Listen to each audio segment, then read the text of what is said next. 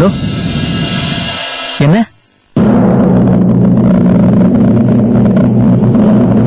என்னாச்சு? எந்த ஆளு நாங்க பிடிச்சோமோ அவன் தப்பிச்சு ஓடிட்டான்.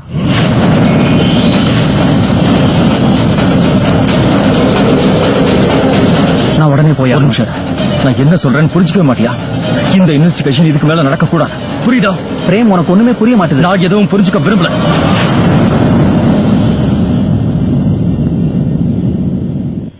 அம்மா தாயி, நான் என்னம்மா பாவம் செஞ்சேன்? என் பையனை என்கிட்ட இருந்து பறிச்சுட்டீங்க. என்னையும் துக்கத்தை தாங்குற சக்தி என்கிட்ட இல்லை. எங்களால எவ்வளவு முடியுமோ அவ்வளவு பொறுமையா இருந்துட்டோம். ஆனா இனிமே முடியாது. இனிமே எங்க குடும்பத்துக்கு தப்பா எதுவுமே நடக்காது. நான் யாரையும் இனிமேலும் இழக்க விரும்பல. யாரும் எங்கேயும் போக கூடாது. சொன்னது புரிஞ்சுதா? யாரும் எங்கேயும் போறதில்ல. பெரிய பாட்டி சொல்றதுதான் சரி. இங்க பாரு பிரேம், இப்ப கூட நான் என்ன பண்ண போறேன்றது உன்னால புரிஞ்சுக்க முடியல. ஆனா உண்மை பூரா எப்ப வெளியே வருதோ அப்பதான் உன்னால புரிஞ்சுக்க முடியும். கேலண்டர், நீ அந்த இன்ஸ்பெக்டர் கூடவே இரு. அப்பப்ப அந்த ஆளை பத்தி எனக்கு தகவல் கொடு. பாருங்க, சித்தார்த்துக்கு என்ன நடந்துச்சோ அதை எப்பவும் நம்மளால மாத்த முடியாது. ஆனா இப்போ இனிமே இந்த குடும்பத்துல இருக்கிற யாருக்கும் எந்த பிரச்சனையும் வராது. இது என்னோட உறுதியான வாக்கு. சித்தார்த் மேலையும் நான் சத்தியம் பண்ணி சொல்றேன்.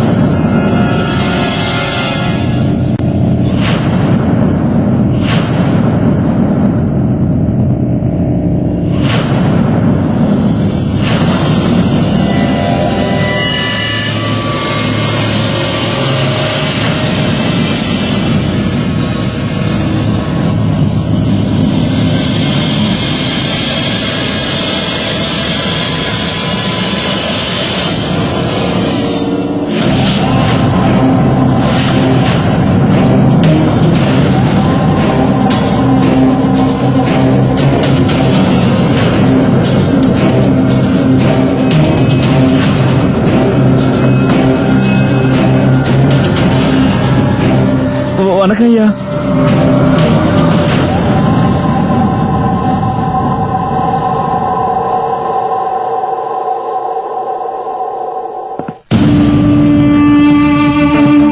இந்த உலகத்திலேயே ரொம்ப கெட்டவனை பார்க்கணும் நான் கிளம்புறேன்.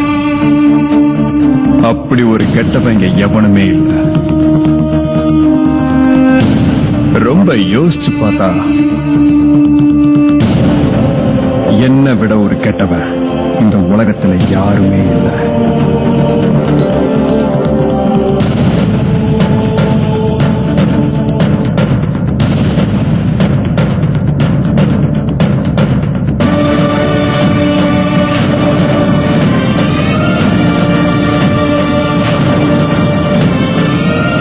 உன்னோட மூளைக்குள்ள ஒண்ணுமே இல்லை.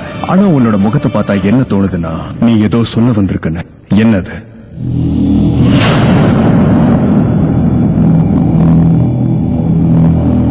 ஐயா, உண்மையிலே என்ன நடந்துச்சுன்னா, எங்க ஆக்சிடென்ட் நடந்துச்சோ அங்க அவங்களுக்கு வெறும் சீமாவுடைய தாலி கயிறு மட்டும்தான் கிடைச்சது. அப்புறம் அவங்களுக்கு வேற எதுவும் கிடைக்கல. ஆமாங்க ஐயா.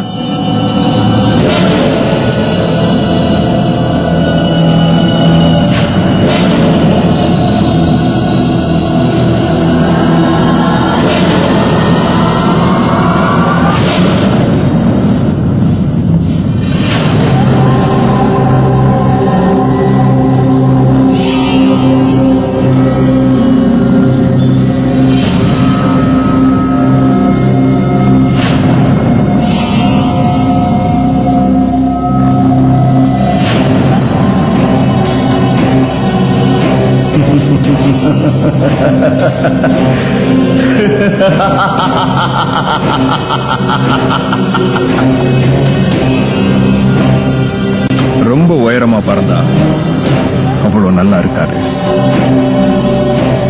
ஆனா என்ன பண்றது, எனக்கும் உயரத்துல பறக்கிற பறவைங்களோட ரெக்கையை வெட்டுறதே பழக்கமா போச்சு. எதிரி எவ்வளவு முயற்சி பண்ணாலும் அவங்களுக்கு ஆம்புலன்ஸ் பத்தின ரகசியம் எதுவும் தெரிய போறதில்ல. அப்புறம் சித்தார்த் பத்தி எந்த தடயமும் கிடைக்க போறதும் இல்லை.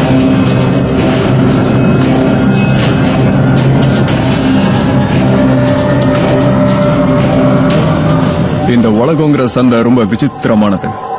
கூட்ட நெரிசல் அதிகமா இருக்கும், ஆனா எல்லாரும் அங்க தனியா போவாங்க.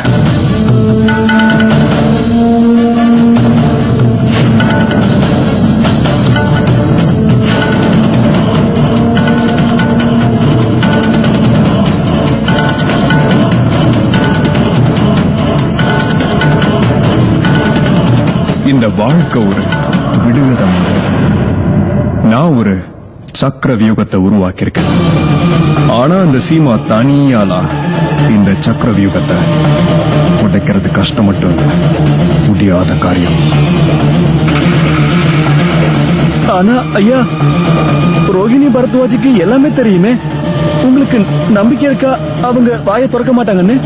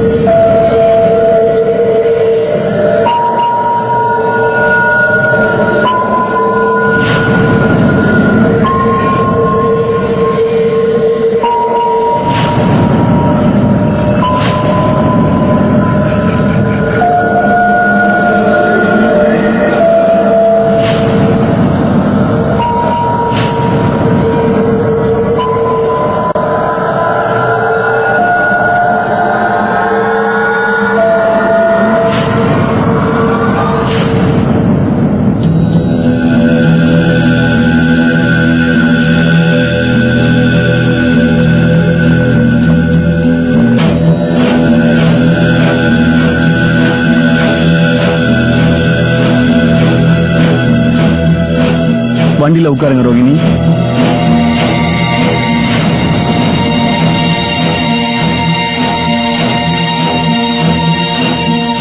அங்க ஒரு கருப்பு துணி இருக்கு பாருங்க, அதை எடுத்து உங்க கண்ணை கட்டிக்கங்க.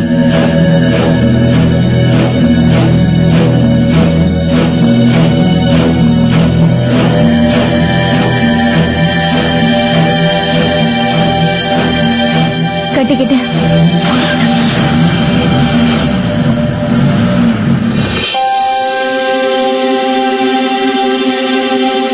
இது ஏதோ வண்டி சத்தம் மாதிரி இருக்கு. ஆனா இந்த ராத்திரியில நம்ம வீட்டுக்கு யாரோட கார் வந்திருக்கோம்?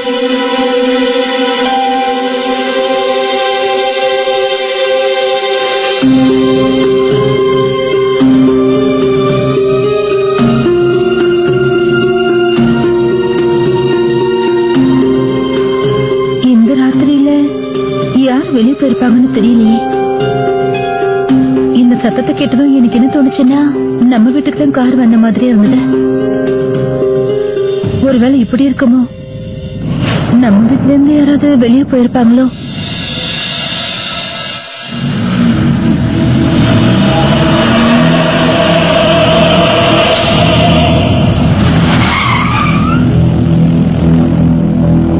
நாம வந்துட்டோம் ரோகிணி, உங்க கண்ணில் இருக்க கட்ட வருங்க.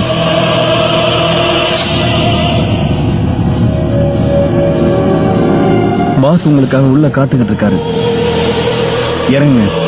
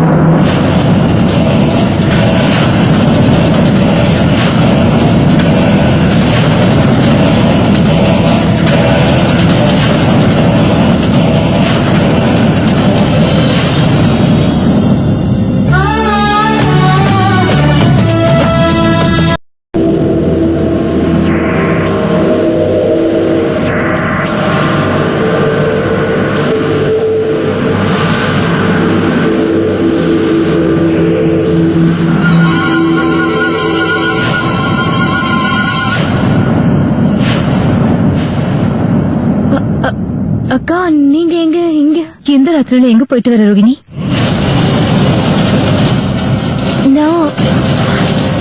நான் வந்து எனக்கு ரொம்ப நேரமா தூக்கம் வரலக்கா. அதான் கொஞ்ச நேரம் வெளியே தான் உட்கார்ந்துட்டு இருந்தேன். அப்படியா? அப்படின்னா கொஞ்ச நேரத்துக்கு முன்னாடி நம்ம வீட்டு வாசல்ல கார் வந்து நின்னுதே. எனக்கு என்ன தோணுச்சுன்னா நீ ஒருவேளை அதுலதான். அக்கா நான் இப்பதான் கொஞ்ச நேரத்துக்கு முன்னாடி வெளியே வந்தேன். ரோஹிணி, ஆமாக்கா, அது நான் உண்மைதான் சொல்றேன். நான் வெளியே தான் இருந்தேன். நான் உங்ககிட்ட எந்த பொய்யும் சொல்லலக்கா. சரி, அப்படின்னா நீ சொல்ற விஷயத்த என் மேல சத்தியம் பண்ணி சொல்லு.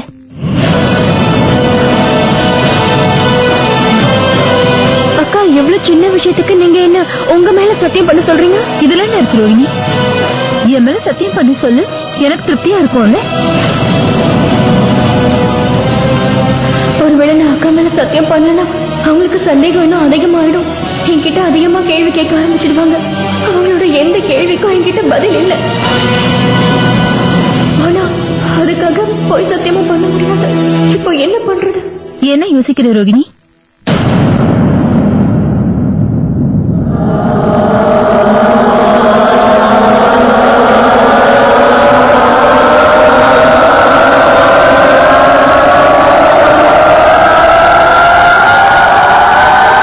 என் மேல சத்தியம் பண்ணி சொல்லு. சொல்லு, நீ வேற எங்கேயும் போகலன்னு.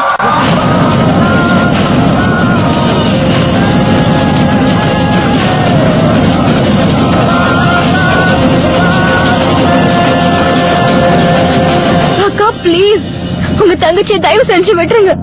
நான் எந்த தப்பும் பண்ணலக்கா. ஏற்கனவே நான் வேதனையில இருக்கேன். இப்ப நீங்க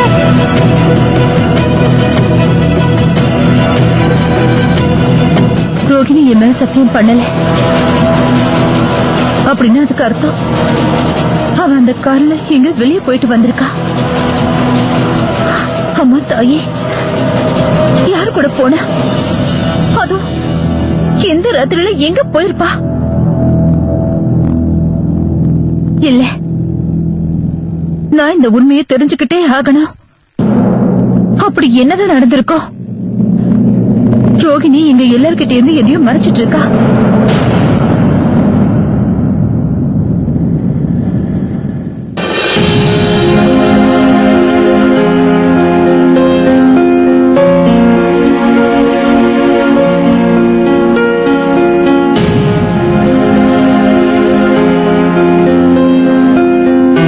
ரோஹிணி, ஏன் ஒரு மாதிரியா இருக்க?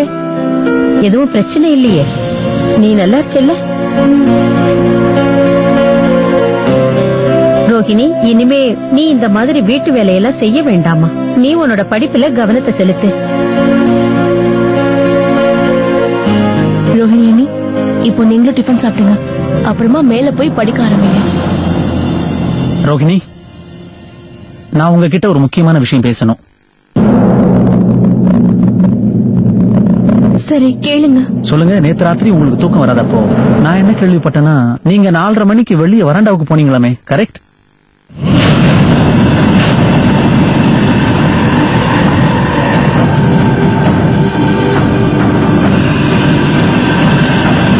அப்போ அந்த நேரத்துல நம்ம தெருவுல கருப்பு கார் வந்தது நீங்க பாத்தீங்களா? அமர், என்ன சொல்ற? நீ எந்த கருப்பு வண்டியை பத்தி பேசிட்டு இருக்க? அப்புறம் ரோகிணி, நீ என்னமா அது? நான் என்ன கேட்டுக்கிட்டு இருக்கேன்னா, அவ்வளவு காலங்காத்தால நீ எதுக்காக வரண்டா போன? என்ன விஷயமா? பெரிய பாட்டி, இன்னைக்கு விடிய கால 4:30 மணிக்கு நம்ம சீமா நம்பர் பிளேட்டே இல்லாத ஒரு கருப்பு காரை வீட்டுக்கு முன்னாடி பாத்திருக்காங்க. காலங்காத்தால 4:30 மணி? நேத்து நடந்த பிரச்சனையால எனக்கு சரியா தூக்கமே வரல.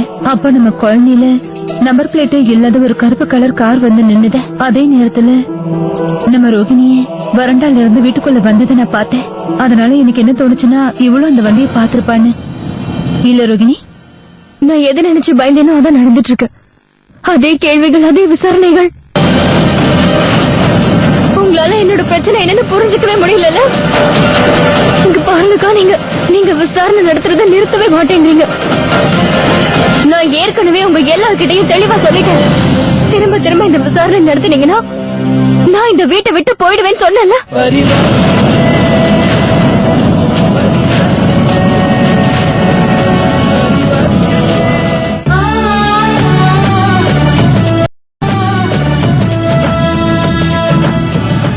மறுபடியும் உங்க எல்லார்கிட்டயும் சொல்லிக்கிறேன். நீங்க இந்த விசாரணை நிறுத்தலைன்னா நான் கண்டிப்பா இந்த வீட்டை விட்டு போயிடுவேன். ரோகிணி, அம்மாடி ரோகிணி, அவசரப்பட்டு எந்த முடிவும் எடுக்காத. எல்லாத்துக்கும் மேல உன் மனச கொஞ்சம் சாந்தமா வச்சுக்கோமா. என்னால எப்படி சாந்தமா இருக்க முடியும்? இதெல்லாம் என்னால சகிச்சுக்க முடியாதுன்னு நான் ஏற்கனவே சொல்லிட்டேன். இந்த வீட்ல இருந்தேன்னா என்னால நிம்மதியாவே இருக்க முடியாது. ரோகிணி நீங்க பாரு ரோகிணி, நீ என்ன வேணாலும் சொல்லிக்கோ, ஆனா இந்த விசாரணை நிறுத்த முடியாத. மாமா ப்ளீஸ், எனக்கும் சீமா அக்காக்கும் நடுவுல நடக்கிற பிரச்சனை இது. இதுல நீங்க தலையிட வேண்டாம். அக்கா, நான் சொன்னதை கேட்காம திரும்ப திரும்ப நீங்க விசாரணை நடத்துறீங்கல்ல? ரோகிணி, ஒருவேளை நீயே எங்க எல்லாருக்கும் உண்மையை சொல்லிட்டேன்னா அப்புறம் இந்த விசாரணைக்கு இடமே இருக்காது. ரோகிணி, இங்க இப்ப என்ன நடந்துட்டு இருக்க? ஆ? நீ எந்த உண்மையை தெரிஞ்சுக்கணும்னு நினைக்கிற? எதை வச்சு ரோகிணி நம்ம கிட்ட போய் சொல்லிக்கிட்டு இருக்கான்னு அவ்வளவு உறுதியா சொல்ற? ஐயோ, ஒரு நிமிஷம் பிரேம். அம்மாடி சீமா, என்ன பிரச்சனை கொஞ்சம் தெளிவா சொல்லுமா. பெரியத்த, ரோகிணி இப்ப நம்ம கிட்ட போய் சொல்லிட்டு இருக்கான்னு நான் சொல்ல வரல. ஆனா ஒண்ணு, அவ நிச்சயமா நம்ம கிட்ட ஏதோ உண்மையை மறைக்கிறான்னு மட்டும் தெரியுது.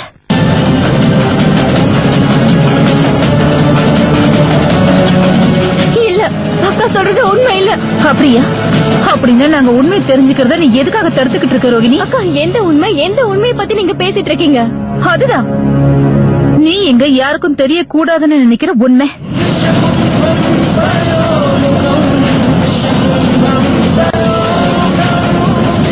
நீ என்ன நினைச்சிட்டு இருக்க?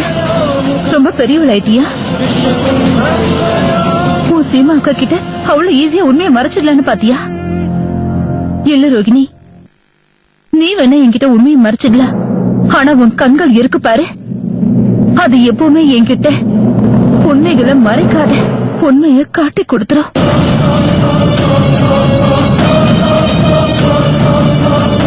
நடுராத்திரியோட நம்ம காலனில நான் ஒரு நம்பர் பிளேட்டே இல்லாத ஒரு காரை பார்த்தேன். அப்புறம் சரியா நீயும் அதே நேரத்துல வெளியே போயிட்டு வீட்டுக்குள்ள வந்ததை நான் பார்த்தேன்.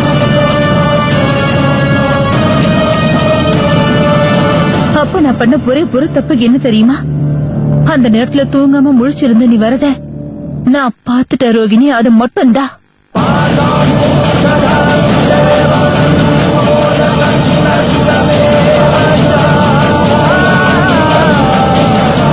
என்ன மன்னிச்சிருங்கக்கா, ஆனா நீங்க சொல்ற இந்த விஷயத்த என்னால ஏத்துக்கவே முடியாது. போதும்க்கா, ரொம்ப பேசுறீங்க. நீங்க என்ன சந்தேகப்படுறது இதுக்கு மேல என்னால தாங்கிக்க முடியாதுக்கா. நான் இந்த வீட்டை விட்டு போறேன். உங்க விசாரணை முடிஞ்சதுக்கு அப்புறமா சொல்லுங்க. அப்புறம் நான் மறுபடியும் இந்த வீட்டுக்கு திரும்பி வரேன்.